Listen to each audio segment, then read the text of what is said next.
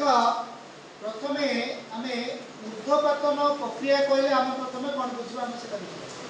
देख पे आम समस्ते जाचु जिते कठिन पदार्थ को आम हिट दबा कौन हो तरल परिणत हम कि नहीं किंतु मेथड्स ऑफ सब्लिमेशन प्रोसेस अर्थात ऊर्ध्वपतन प्रक्रिया कहले आम कौन बुझा कठिन पदार्थ को आम गरम कले ताहा तरल अवस्था रे न पहुंची गैसीय अवस्था रे परिवर्तन होगा को आम ऊर्ध्वपतन प्रक्रिया बुझिपाल कि नहीं देख से आम प्रथम परीक्षण करवा परीक्षण में आवश्यक उपकरण कौन फनेल नवा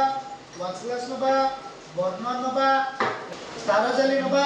ट्राइपॉड स्टैंड बुझेगा प्रथम करने पूर्व प्रथम आम बर्नर नवा एवं ट्राइपॉड स्टैंड उपरे एक जाली को आम बनवे रखा तापर आम कौन करवा चीनामाटी पात्र को रखा एवं यहाँ आम कौन नीचे कठिन पदार्थ आकार में आम साधारण भाव यहाँ नाफ्थालिन बा गंध कर्पूर नीचे आ सब्स्टिट्यूट रे आम एमोनियम क्लोराइड है एमोनियम क्लोराइड देख ये जो कठिन पदार्थ को आम जो प्रथम नवा कठिन पदार्थ को आम वाच ग्लास बा चीनामाटी पात्र रे नेले एवं नहीं सारा पर आम कौन करवा ना फनेल माध्यम घोड़े बुझेगा फनेल माध्यम घोड़े सारापर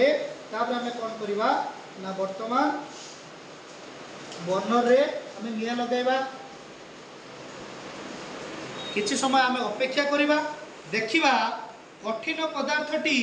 केमिति गैसीय पदार्थ रे परिणत होची आम सेटा को भल भाबे देखा देख पहले बर्तमान आम किछि समय अपेक्षा करवा उपरोक्त परीक्षा रे आम कौन देखिलु ना कठिन पदार्थटी सीधा सड़क तरल पदार्थ रे परिणत नई